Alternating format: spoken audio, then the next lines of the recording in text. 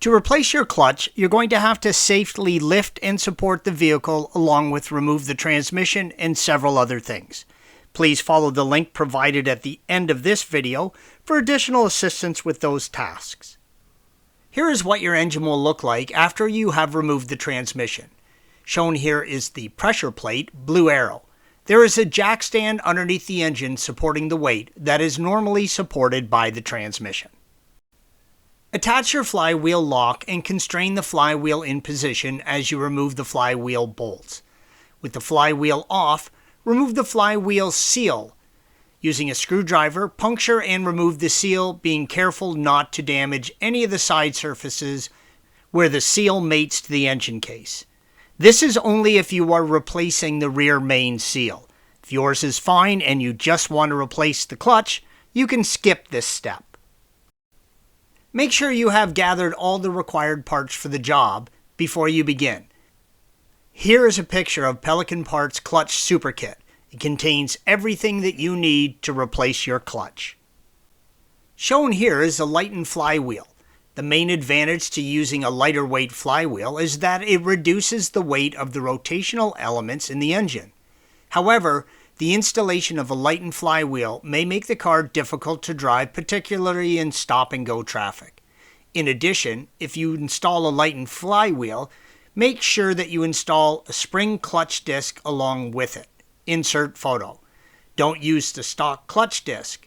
If you use the stock clutch disc, there will be nothing to absorb the driveline shock and vibrations, and you might damage your engine or cause the engine to trigger fault misfires. This photo shows the steps associated with replacing the transmission main shaft seal.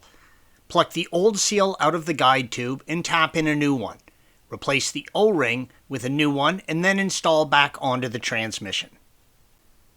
The insert picture shows the throwout fork, and it is attached to one end with a small metal clip, yellow arrow. Remove the fork from the transmission by pulling on the fork and unhooking the clip from its catch on the bottom. Clean the entire assembly, then lubricate everything with white lithium grease, including the throwout bearing guide tube, green arrow. Make sure that the parts are correctly assembled as per the photo. The throwout bearing clips onto the throwout arm as shown in the insert photo. Pay special attention to the orientation of the pivot piece and pin indicated by the red arrow. If your backup lamp switch is giving you trouble, now is the perfect time to replace it. The switch is located on the top of the transmission. Replacement is as simple as removing it from the top of the transmission case. The insert photo shows the plug for the switch. Shown here is the infamous intermediate shaft bearing that was responsible for so many problems with 996 and Boxster motors. If you've got everything apart to this point, you should really consider replacing the bearing if it hasn't been done by a previous owner. Image A shows the pilot bearing, and the pilot bearing holds the transmission input shaft in place and aligns the transmission up with the crankshaft. Image B. To remove the flywheel pilot bearing, use an appropriately sized socket and gently tap with a hammer. Image C. The new bearing should fit easily into the hole in the crankshaft. Image D. Use a deep socket to evenly tap in the bearing so it's flush with the surface of the flywheel. Take your new flywheel seal and coat it with a light touch of Curl T.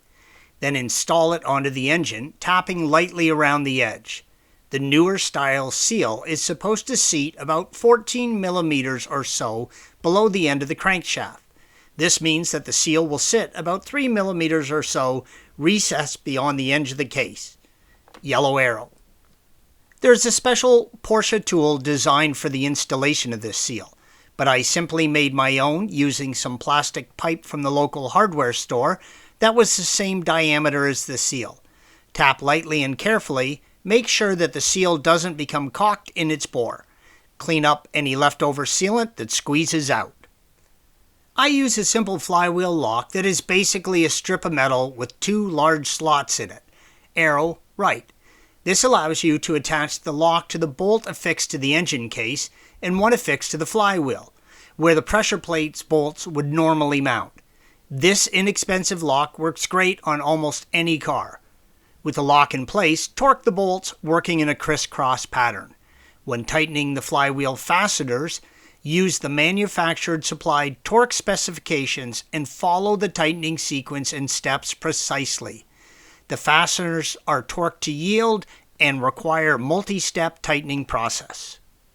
Shown here is a simple degree wheel that I made for tightening flywheel bolts. Download and print out the wheel on a thick piece of paper, then get some 3M tack adhesive, spray it on the back so it sticks to the flywheel like a post-it note. Then crank each bolt 120 degrees clockwise to achieve the proper tightness stretch of the flywheel bolts. You can download and print out the template by following the link provided at the end of this video.